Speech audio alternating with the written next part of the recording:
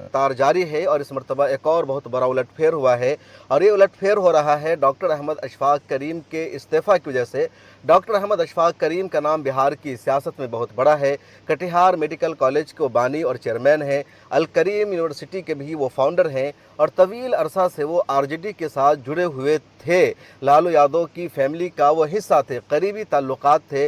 लेकिन अब डॉक्टर अहमद अशफाक करीम ने आरजेडी से इस्तीफ़ा दे दिया है।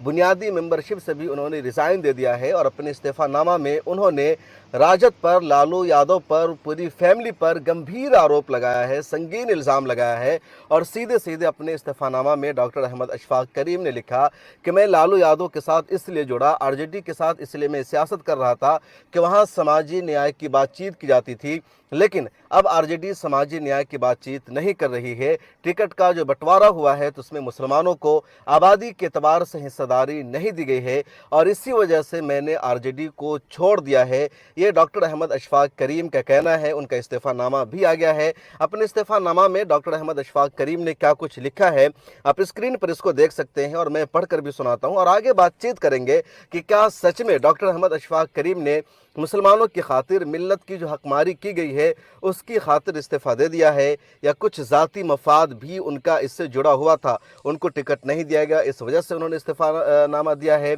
और वो बदनाम मिल्लत को कर रहे हैं कि मिल्लत की खातिर उन्होंने आवाज़ उठाई है। इस्तीफ़ानामा में डॉक्टर अहमद अशफाक करीम लिखते हैं, सेवा में श्री लालू प्रसाद यादव जी, राष्ट्रीय अध्यक्ष, राष्ट्रीय जनता दल, विश्व दल की प्राथमिका सदस्यता से त्याग पत्र के संबंध में महादेव, मैं आपकी पार्टी की प्राथमिक सदस्यता से त्याग पत्र देता हूं। मैं आपकी पार्टी से सामाजिक न्याय को ताकत प्रदान करने हेतु जुड़ा था।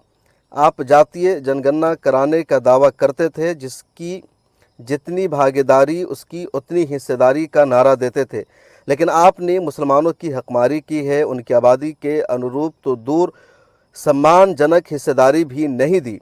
इसलिए इस परिस्थिति में राजद के साथ राजनीति करना मेरे लिए असंभव है। मेरे इस त्याग पत्र को स्वीकार करें। मैं हमेशा आपके अच्छे स्वास्थ्य की कामना करता हूं। धन्यवाद। अहमद अशफाक करीम, पूर्व सांसद, राज्यसभा कटिहार।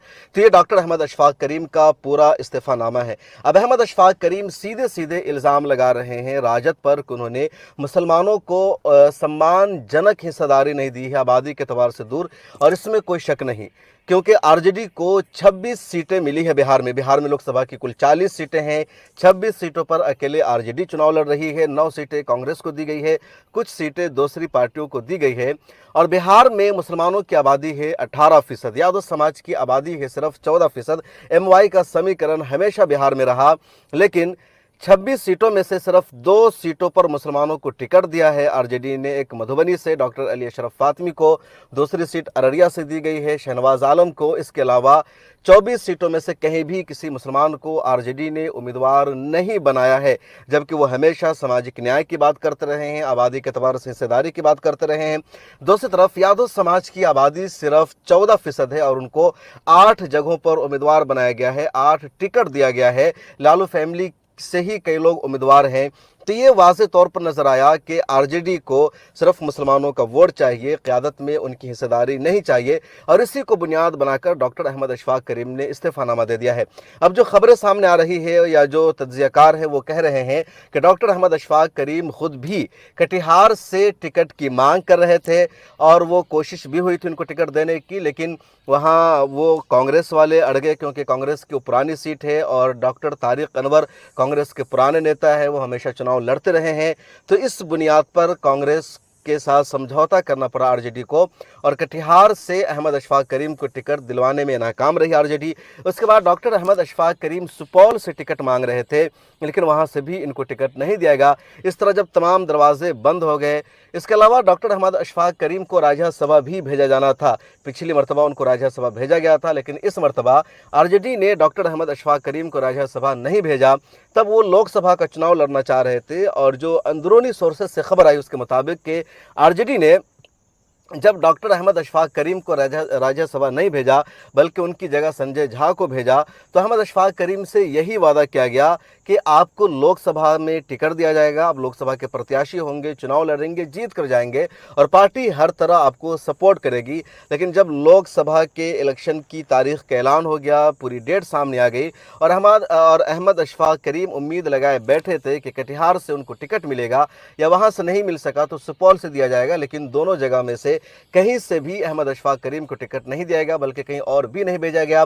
कटिहार को डॉक्टर अहमद अशफाक करीम अपने लिए सेफ सीट मानते, क्योंकि वहाँ उनका मेडिकल कॉलेज है, वहाँ उन्होंने यूनिवर्सिटी बना रखी है और 100 बीघा से ज़्यादा ज़मीन में उनका कॉलेज है, उनकी यूनिवर्सिटी है, वहाँ के लोग उनके कामों से मुतासिर है, वो विकास का काम कराते हैं। वो राज्यसभा के एमपी रहते हुए भी खुसूसी तवज्जो दी वहाँ उन्होंने, तो उनको पूरी उम्मीद थी कि उनके साथ इंसाफ होगा, लेकिन आरजेडी ने ऐसा नहीं किया। और सिर्फ इतना ही नहीं बल्कि अहमद अशफाक करीम तवील अरसे से आरजेडी के साथ जुड़े हैं और आरजेडी की हमेशा उन्होंने मदद की है, हर तरह सपोर्ट किया है, खा वो फाइनेंस का मामला हो या दूसरी तरह के सपोर्ट का मामला हो, हमेशा उन्होंने अपने पैसे से हर तरह से मदद की।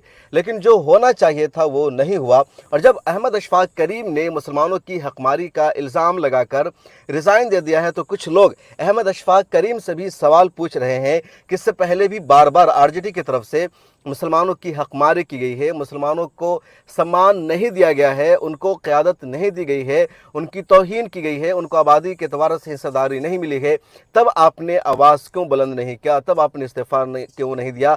आज आपका टिकट काट दिया गया है, इस वजह से आप इस्तीफ़ा दे रहे हैं। आप पिछले 5 साल तक राज्यसभा के एमपी रहे, आपको संसद में जाने का मौका मिला,